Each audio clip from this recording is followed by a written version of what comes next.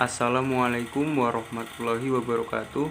Perkenalkan, nama saya Ferry Ragil Saputra, NIM 2892050099, semester 3, reguler sore, Prodi Manajemen, Fakultas Ekonomi dan Bisnis, Universitas Pancasakti Bekasi. Video ini dibuat untuk memenuhi tugas UAS saya dengan mata kuliah Intermediate Accounting dengan dosen pengampu Bapak Muhammad Rosidi, SEMM. Di sini saya akan membahas bab 6, yaitu mengenai akuntansi dan nilai waktu atau time value of money atau uang.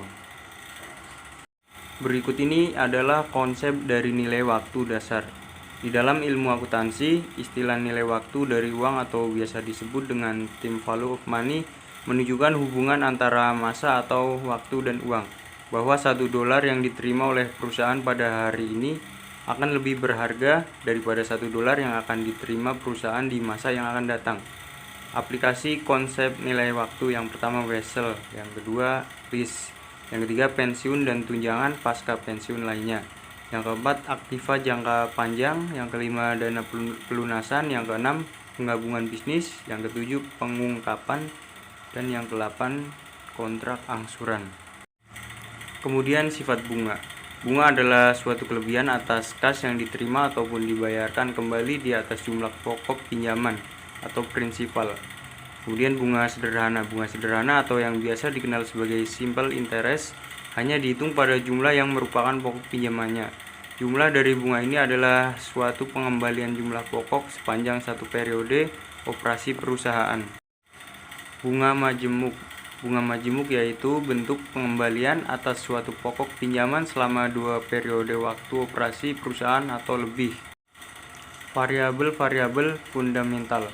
Variabel yang fundamental bagi seluruh masalah bunga majemuk antara lain ada suku bunga, jumlah periode waktu, dan nilai sekarang. Anuitas. Anuitas dapat diartikan dengan sebuah rangkaian dari proses menerima ataupun membayar yang jumlahnya tetap dan dilakukan berkala dalam suatu jangka waktu yang telah ditentukan. Anuitas dibedakan menjadi dua, yaitu anuitas biasa atau yang biasa dikenal sebagai ordinary annuity, terjadi apabila sewa tersebut terjadi di setiap akhir periode. Kemudian yang kedua, anuitas jatuh tempo atau yang biasa dikenal dengan annuity due, terjadi apabila sewa tersebut terjadi di setiap awal periode.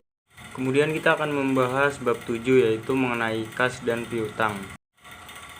Kas merupakan sebuah aktiva keuangan, juga instrumen keuangan. Instrumen keuangan merupakan kontrak yang memberikan kenaikan aktiva keuangan dari satu entitas dan sebuah kewajiban keuangan atau bunga modal dari entitas lain. Contoh kas yaitu antara lain uang logam, uang kertas, pos wesel, dana yang tersedia pada deposito di bank, cek yang disahkan, cek pribadi, cek kasir, dan wesel bank. Pelaporan kas. Berikut merupakan masalah-masalah yang berhubungan dengan pelaporan kas.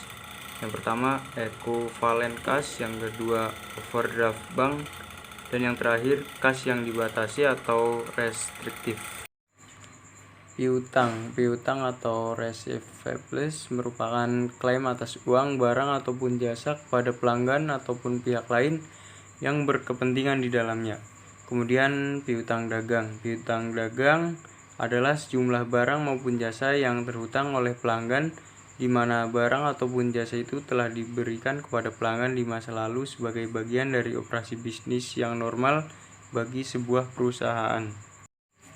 Piutang non-dagang. Piutang non-dagang berasal dari berbagai transaksi.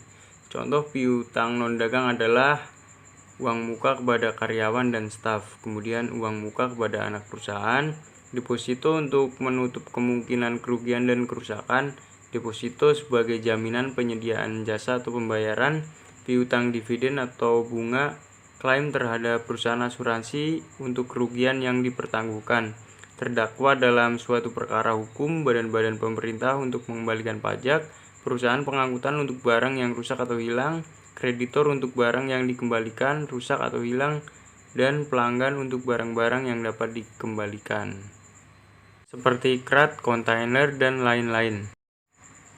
Pengakuan piutang usaha. ada diskonto dagang, diskon tunai, dan tidak ada pengakuan atas unsur bunga. Kemudian piutang dagang, aset menghitung piutang mereka untuk penurunan setiap periode pelaporan. Kemungkinan kerugian antara lain masalah keuangan yang signifikan dari pelanggan, kemudian kegagalan pembayaran, kemudian negosiasi kembali dari kebijakan piutang karena kesulitan keuangan yang dialami oleh pelanggan, dan juga penurunan estimasi arus kas di mana depan dari sebuah kelompok piutang sejak pengakuan awal, meskipun penurunan tidak dapat diidentifikasikan dengan aset pribadi dalam sebuah kelompok. Disposisi piutang usaha dan wesel tagih. Secara umum, adanya piutang usaha maupun wesel tagih bisa ditagih pada saat terjadinya jatuh tempo dan kemudian dapat dikeluarkan dari pembukuan perusahaan. Namun seiring dengan adanya peningkatan ukuran dan signifikansi penjualan kredit juga piutang, pemilik bisa melakukan transfer terhadap piutang usaha ataupun wesel tagih terhadap perusahaan lain secara tunai dalam rangka mempercepat penerimaan kas dari piutang tersebut. Rasio perputaran uang.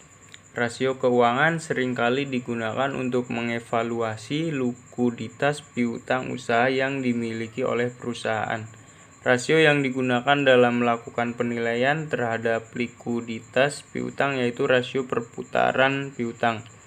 Rasio perputaran piutang dapat mengukur berapa kali secara rata-rata piutang yang berhasil ditagih dalam satu periode operasi suatu perusahaan.